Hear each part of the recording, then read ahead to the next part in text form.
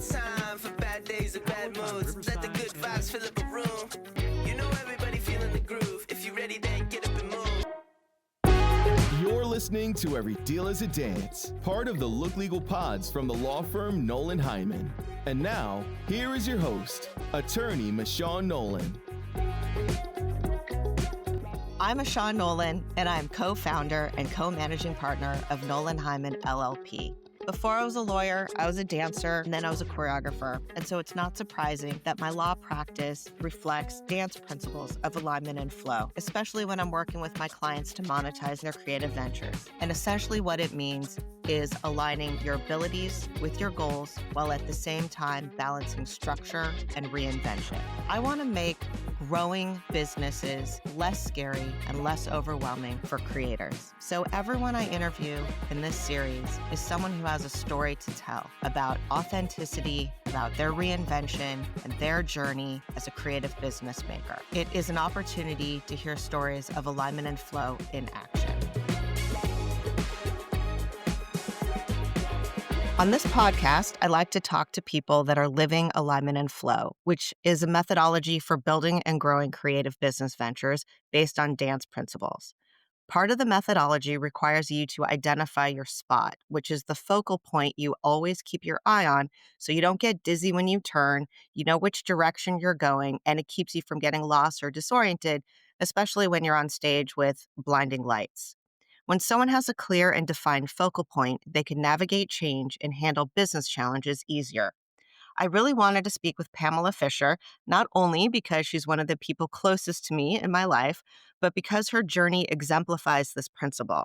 First a performer, and then a teacher, sharing her love for musical theater and developing talent in New York, reinventing herself as a talent agent in Los Angeles, and now a top talent manager at LBI, Pamela has overcome obstacles, swerved and pivoted, but has always been led by a guiding vision. Pamela's career is a story of reinvention, grounded in leveraging gifts, leaning into your passion, and finding new ways to express those in the marketplace. Pamela has been credited with launching the careers of many Disney and Nickelodeon stars, as well as representing young adults in feature films, television, and on Broadway. Her clients include Dove Cameron, Jordan Fisher, Anna Cathcart, Matt Cornett, Gabrielle Nevea, and Dara Renee. If you know anyone 5 to 30, these actors are their superstars. And she recently got back from New York because her client Isabella Essler is starring as Lydia in Beetlejuice on Broadway.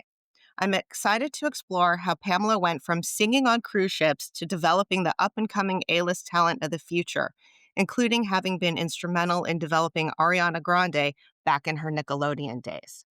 So welcome, Pamela, to the Every Deal is a Dance podcast. Thank you. It's a pleasure to be here. So let's start at the beginning. When did you discover you were a creative? So I think I was born loving to sing. I had a very musical family upbringing, and I always wanted to be on Broadway. I just sort of went to theater camp. I sang in shows in school, and I thought to myself, well, I'm just going to be Annie on Broadway. And then that didn't happen. And so I had to figure out, I had to pivot. And I did. And I found all of these other things that I love. It led me down a path to a very fulfilling career. But I think it was right from the beginning. I knew that I loved to sing and dance and that there was creativity there. I had a lot of cousins who went to Yale for mathematics and became lawyers. And I knew early on that I was different and that I was going to have a much more creative path than that. I wasn't good at math. And what is it about musical theater that you just love? I think that there is a point when you are expressing yourself that there is no longer a way to get that feeling out other than to burst out in song. And the idea of that, the idea of feeling an emotion so passionately that you've reached a point where I can no longer express this without bursting out into song, felt like something that really resonated with me. I felt that in life a lot. I lived a lot of extremes, and when I was sad, I was extremely sad, and when I was angry, I was passionately angry, and when I was happy, I felt it on a very big level. And so for me, the idea that you could just sing and dance and get that emotion out in that creative way really was perfect for aligning with how I lived my life.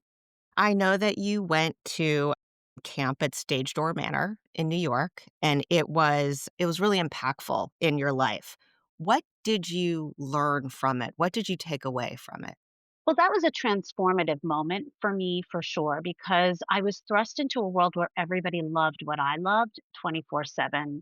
That's where we immersed ourselves. And so I think when you feel like you're a theater kid, sometimes in a school system, in a public school system growing up in Brooklyn, I really didn't find where I fit in. I wasn't the sporty girl, I wasn't the academic. And so where did I fit in? And they did have a robust theater program. But when I went to theater camp at Stage Door, I really found myself. And that was a moment where everyone there loved to do what I loved to do. And I found myself there. You found your people. I did. I found my people. It was magical for me. Everybody got it. There's somebody else who said this, so I'm stealing Todd Graff, who was also a camper and went on to produce a movie and write a movie called Camp about his experiences, loosely based on his experiences. And he said it's like Oz. You live your life in black and white, and then you get off the bus at Stage Door, and life is in color. And I very much felt that. Yeah, that's beautiful. And so you felt that you were with your people and you were performing, and then at some point you shifted to teaching and sharing this love with kids. What instigated that shift?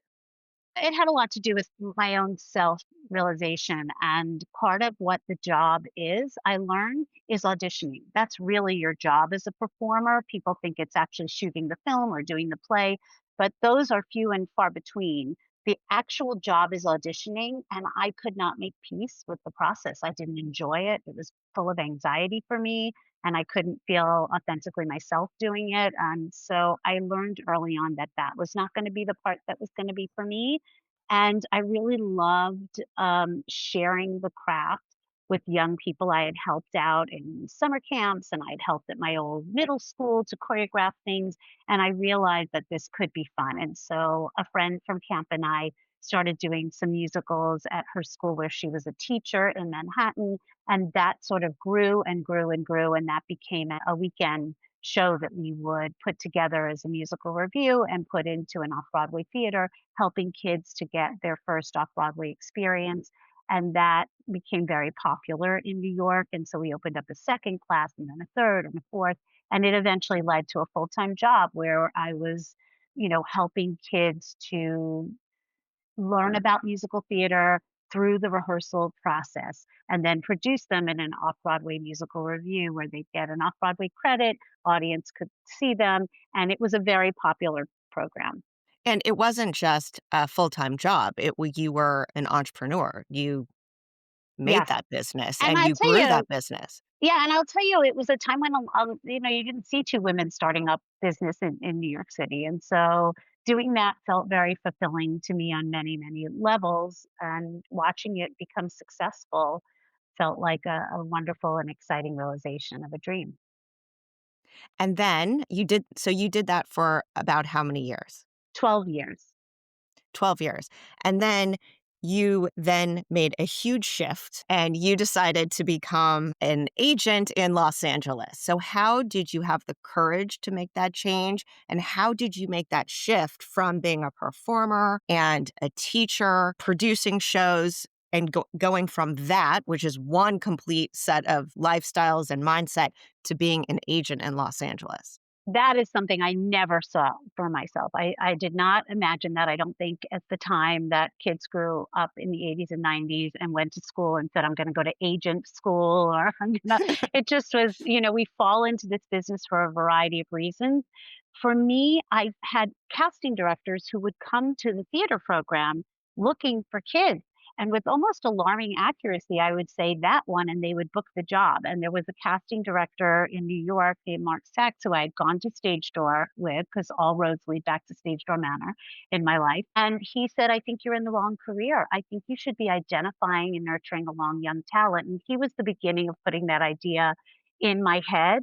And eventually I met up with some people who talked me into there was an incredible woman in LA who ran a young talent division and had identified the likes of Hilary Swank back in the day and a bunch of other people, including during my time with her there. I watched her with Zac Efron and launching these careers, and it can be a little addictive. And so she had offered me an opportunity, and I was nervous. I was anxious. It is not easy to give up a thriving business and walk away from your own company, to take a chance to move to a new city where you don't know anybody, and to start over. And so I had encouragement from friends and family and my husband, and together we made that decision to take a leap of faith. I had a plan B that I could always start that in LA if I needed to, and I needed that for my own safety and security. But that kind of a leap is not really my strong suit, and so it was hard for me. I moved to LA without knowing anyone and started a job at a small agency, a boutique agency called Talent Works, and I learned from Bonnie Likey, who was the incredible woman who had started that young talent division, and I found that it quite suited me and I quite liked it and started in there in commercials really. It was my job to find and identify the kids and bring them in, cultivate them through commercials, and then let her know when I felt they were ready for the TV and film department and usher them in there, grooming them, always grooming the talent. And that's how it started. So, a lot of businesses struggle to find talent, right? That's one of the biggest challenges. Most of my clients, I speak to my clients, a lot of them, their biggest struggle is finding the right talent and building the right teams.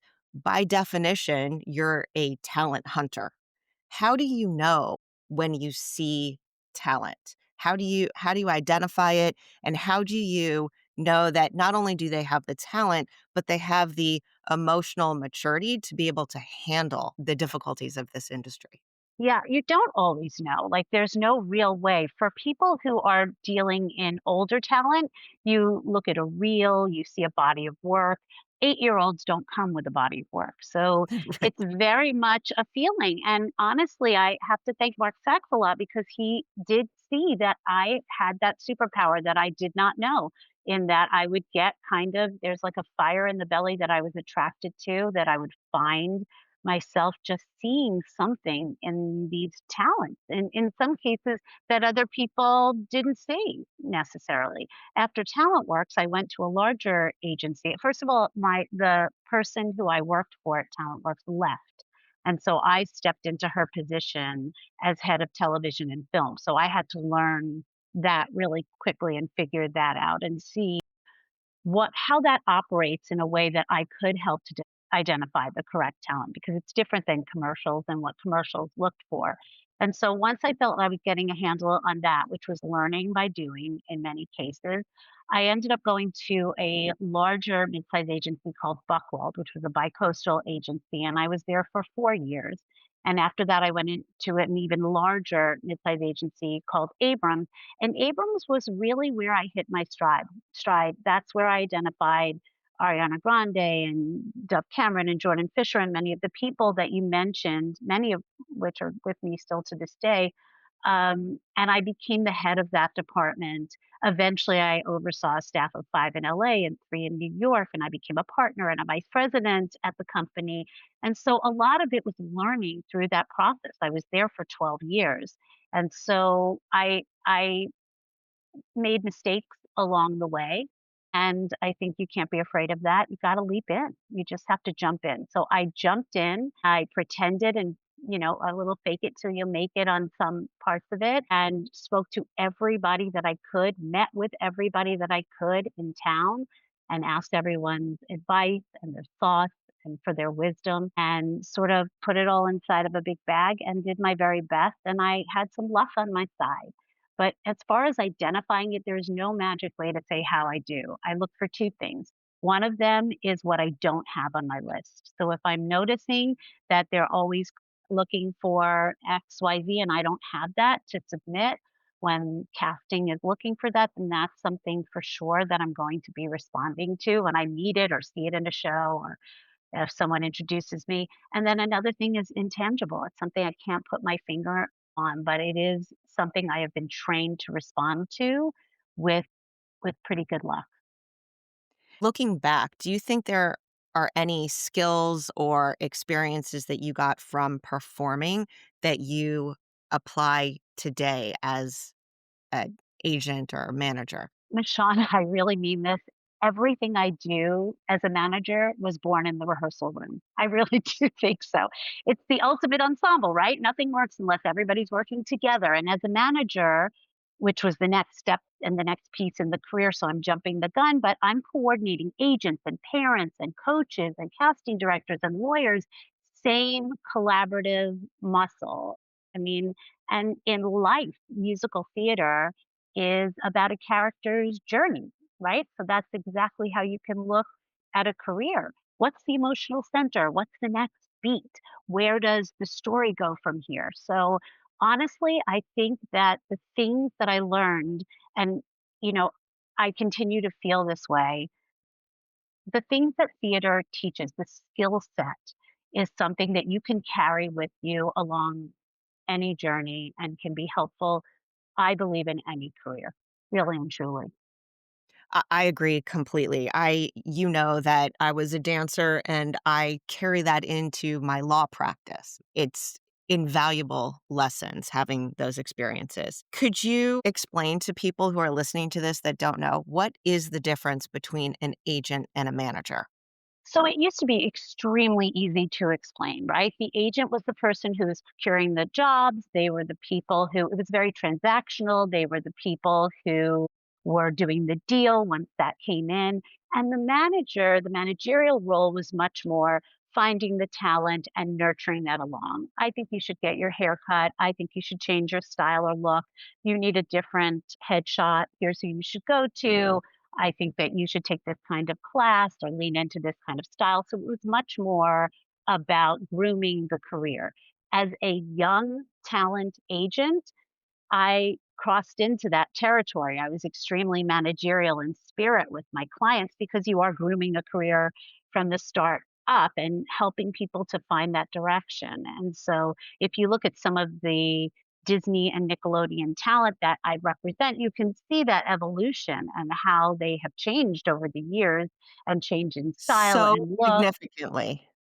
And so that is something that we try to help and be part of as the career grows.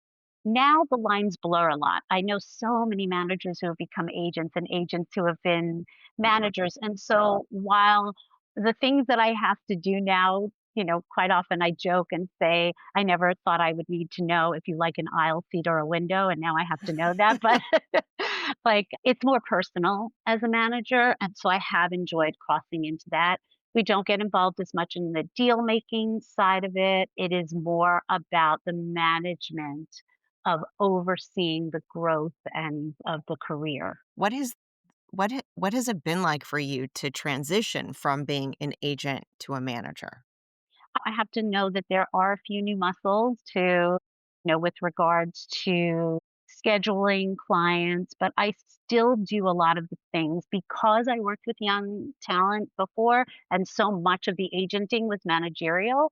Sometimes I miss some of the art of the deal making process that really managers don't get as involved in that side of it. But I do like the fact that it is less transactional and it is more personal. We walk a really weird line, right? Very strange because it is one of the few careers that's both personal and professional.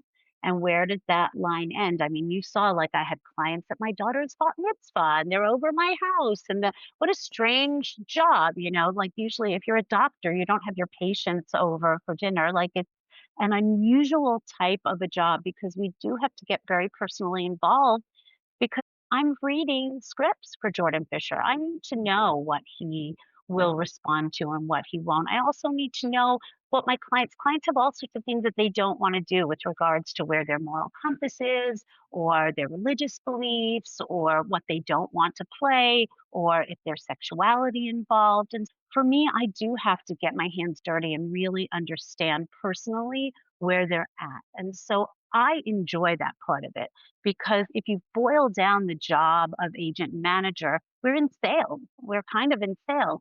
And so why wouldn't I just go sell widgets? It's because I really enjoy being very personally involved in this way. And I think when I'm on the phone with a casting director, that I sell, quote unquote, that talent better because I know them so well, because I am so personally involved, and because I do know so much about what their dreams are, what they want to achieve, what their goals are. I'm so involved in it that way. So for me, that transition to management has meant a more personal involvement, and I really like it. What did you not expect when you became a manager that surprised you, that was a challenge that you were just not expecting to have to deal with? So you're very specific as an agent. One of the things that I did as an agent, because my eye tends to go to musical talent. So when we were trying to put Ariana Grande onto a label, that was something that I realized there's another group that's going to step in. There's going to be a music manager and label people. And so even though I'm involved in building and helping to build this career, I'm going to have to step out of certain parts. As a manager, you're overseeing everything and you get to see so many different sides of what we're doing. And so at our company, I'm able to see what Dove Cameron is doing on the label and be more involved and more a part of that. I can also produce with my clients, which I've never been able to do before. I have a client who's director who I work with and a writer. And during the strike, he said to me, "Hey, I have a strike waiver on this and I need a whole bunch of young talent. Why don't you come on board and produce it with me and you'll bring all the talent?" And I thought, well, here's something new. It's not easy at this age and stage of the game to push outside your comfort zone in pursuit of new and higher opportunities. I was very comfortable at Abrams, which later became A3. In my position, I had been there for 12 years. I was a partner, a vice president. I ran the New York and LA and had a staff. And so to take this leap of faith into management was not an easy move for me because it's very easy to stay in what feels comfortable. So in leaving, I did find that there are these other opportunities that you're asking about. And that was something that I was anxious about because, again, let's do something we know nothing about. And how do we learn? We're going to just do it. We're going to jump in and just do it. Ask all the people around me, find out what I can find out, trust your instincts, and go for it. So that was unexpected, and I did find that to be really enjoyable. I liked that my opinion was being asked about things and that I was learning. For a self-professed, risk-averse person, you have made a lot of changes, jumped into a lot of situations that you didn't know anything about and just went for it many, many times. Yeah. Where where did you get the courage to do that? I don't know. I don't know. Life pushed me along. I mean, I turned to friends, good friends. I mean, we discussed, I think you lived through so many of these changes with me, and I've lived and I've watched you do the same. And so I've learned from the bravery of what you did and other friends who have gone out on their own to start as businesswomen, taken a leap of faith. I think what I've learned is that change is something that you have to embrace. And while it was not something that I enjoyed, if you do business today the way that you did it yesterday, you're already a step behind. You just have to continuously change. And so learning to embrace it has been one of the hardest lessons of my older life, but I'm pushing myself. And I do have, I think, surrounding yourself with people who help lift you up, like my family members, my friends, coworkers, colleagues in the industry who said to me, "You can do it." I have an incredible attorney who said, "You can do this." I have people who have done it in the past who I've worked for and with. And so I do think it helps to have people around you who are encouraging you. But at the end of the day, it's just something I've learned to do. And while it is still not easy, and I definitely dealt with a lot of anxiety over it, I'm not pretending that I just easily made these big changes in my life. I'm happy every time that I do it. And so I think that as you move forward, learning to embrace change, it always seems to work out for the best. It really does. Yeah, we have so many clients right now that are struggling because Hollywood is undergoing such tremendous change. And a lot of people are looking at what else can I do with the skills that I have, right? Because the jobs are fewer and far between, and the funding is less, and the distribution models are upside down. And so we have so many people that are looking like, okay, I have this skill, I have these capabilities. What else can I do with them? Do Yeah. you have, in addition to embracing change, do you have any other advice for someone who wants to follow a path sort of like yours, which is I have these skills and there's so many different ways I can apply them? I think there's an instinct really and truly that came into it. I've always trusted my instincts and my gut, and that has really guided me, like from agenting into management and other things where I feel like creative careers only work when someone's willing to bet on that possibility and have the courage to sort of trust that little inner intuitive voice. And I don't know if that's something that just women have, but I do find that my female friends have that and encouraged me to listen to that. And I think listening to that helps to guide you. I really do. Speaking of, your inner voice and trusting your instincts, one of the things that we talk about with alignment and flow is the goal is to get into alignment so that you can then be in the flow, right? Because the flow state is the ideal state when you're working and operating. When are you in the flow? Gosh, I mean, listen, it's an ongoing process, right? It's not like, oh, suddenly, there's going to be probably many different flows as you go along. Like you build it by figuring out what you do uniquely. And then you gotta just do it unapologetically, like, you just have to figure it out, and that will help you find your flow. Like, what's different and unique, this is like a specialty what I do, and there's not a lot of people in town who do it. I found that at this level, there aren't a lot of managers who are finding and identifying young talent, and so that was something that I uniquely could bring to it, and so I think finding something that uniquely for you helps you get into the flow that way. When you're doing something that is really true to your authentic passions and skills, and because what you do today is really rooted in, if you go back to the beginning, the performing, the working with kids, the developing talent, the developing the interest in musical theater. I mean, it's a through line Yeah. straight through. While I didn't see it for myself, I think that what you're hitting on that's really, really important that I didn't mention is that you'll know when you're not aligned in your flow because it feels bad. It doesn't feel Exactly. good. And I know what that feels like. I have woken up, on a Sunday thinking tomorrow's Monday and just dreading it. It doesn't feel good. And I don't think that people necessarily can succeed in business when they're in that place because that to me is like blocking that wonderful flow and alignment that you're talking about. But I understand we all have to do things sometimes when I mean I've waited tables, I've done what I had to do because you have financial needs or what other types of needs you may have in your life. But I do think if you're seeking something uniquely authentic for yourself, you will know and you will be most successful when you are living in the place of joy. And I'm not just saying that every single moment of my life is joy, because there's times when a Monday morning still feels like a Monday morning. But in general, I wake up very excited to face the day of my job. I think about what I do throughout the weekends, in the evenings. I think about my clients. I care about the work that I do. It feels authentic to me, and I'm excited about it and live in a joyful place about it. And I do think that that is going to be key to the flow without question. 100%. So everything you do is really the seed of everything is creativity. With what you do, it's a very giving and nurturing job. How do you keep your creativity alive? So I'm allowed to be a part of all of these things, right? I'm allowed to read the scripts and visit the sets. And so that feeds a lot of the creativity.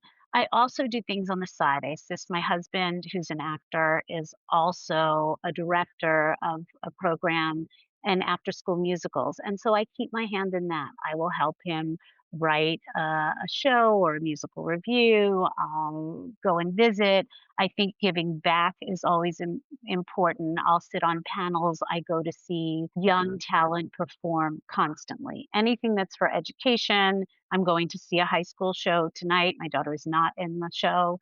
I'm just going to see it. I consistently do that.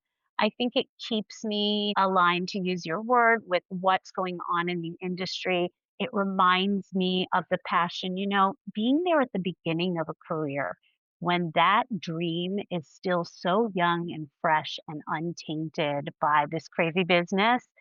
It really keeps you going because kids don't do theater. And even when I put kids in movies and they're going to make a lot of money, they don't know. They don't know. They don't have to put food on the table or buy health insurance. They do it because they love it. They have to. They're compelled to, right? They're not doing it for the money. They're not going to see that money until they're older and get their Fugan account or what have you. But they're doing it for the pure joy and passion of what they do.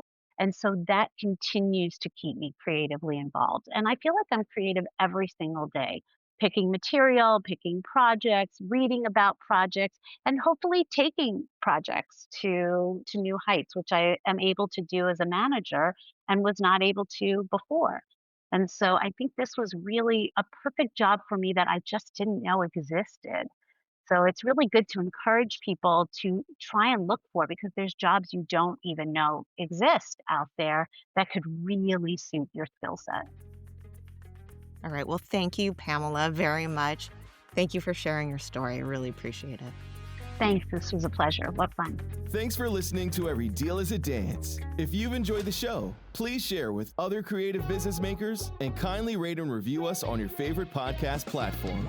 For more information on how we can help with your own legal needs, check out our services at nolanheiman.com. That's NOLANHEIMANN.com.